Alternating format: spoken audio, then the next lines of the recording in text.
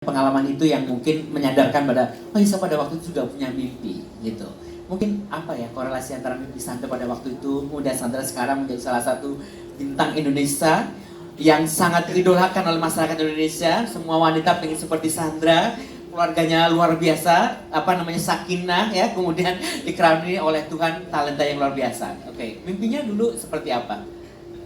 Sebenarnya kalau ketika saya dengan Semi ke sekolah-sekolah di Bandung itu, saya merasa saya memang dari pulau kecil ya, yang mungkin pembangunannya juga belum bagus-bagus banget. Kemudian saya dari keluarga yang biasa-biasa aja, tapi saya dari kecil memang saya selalu bermimpi.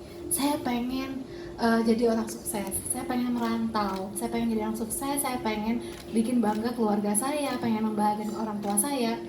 Saya tahu, saya punya list setiap tahun dari kecil, dari saya SD kelas 1, dari kelas 3 SD saya sudah berusaha untuk mempunyai penghasilan sendiri. Makanya saya don't mind kalau anak-anak saya bisa menghasilkan uang dari kecil gitu, karena memang saya dari kecil saya punya list apa sih mimpi saya pengen apa aja gitu. Dan ketika saya masih kecil saya pengen jadi orang sukses ini, kemudian saya menjadi seorang public figure di Jakarta, kemudian jadi public figure pun saya punya mimpi yang mungkin semua orang menertawakan saya ketika saya bilang iya. Ketika kuliah di sini saya bilang saya pengen sukses, saya pengen punya banyak bisnis, saya pengen semua orang kenal saya. Ketika dari kenal orang saya bilang saya pengen nikah di Disneyland dan semua orang tertawa terbahak-bahak. Itu gimana caranya ya? Betul, iya. Tapi mungkin itu ada di dalam pikiran Sandra waktu itu. Ada, ya? itu yang sebenarnya mimpi yang paling orang-orang ketawain mimpi saya. Nikah di Disneyland gimana caranya? Ketika saya datang aja ke Disneyland, orang di Disneyland bilang, ini siapa ya? Gitu. Ini siapa ya? Pertama, saya datang, ini siapa ya?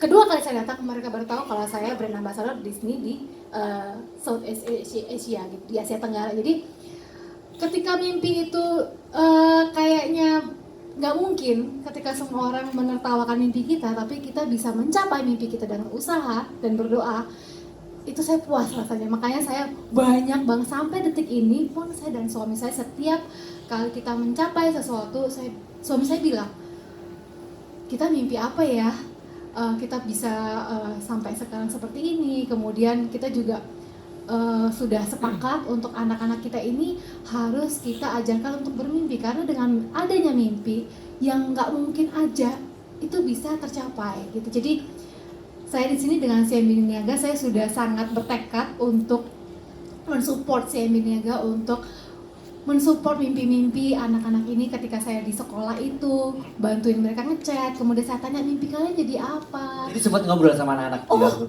Dari pagi saya di sana, saya ngeliat anak-anak ini tuh punya mimpi. Yeah. Mereka di sekolah yang mungkin biasa aja gitu, tapi kita di situ CMB Niaga mensupport, kita ngechat bareng, saya sempat ngajar juga di situ. Kemudian saya tanya mereka tuh pengen jadi apa.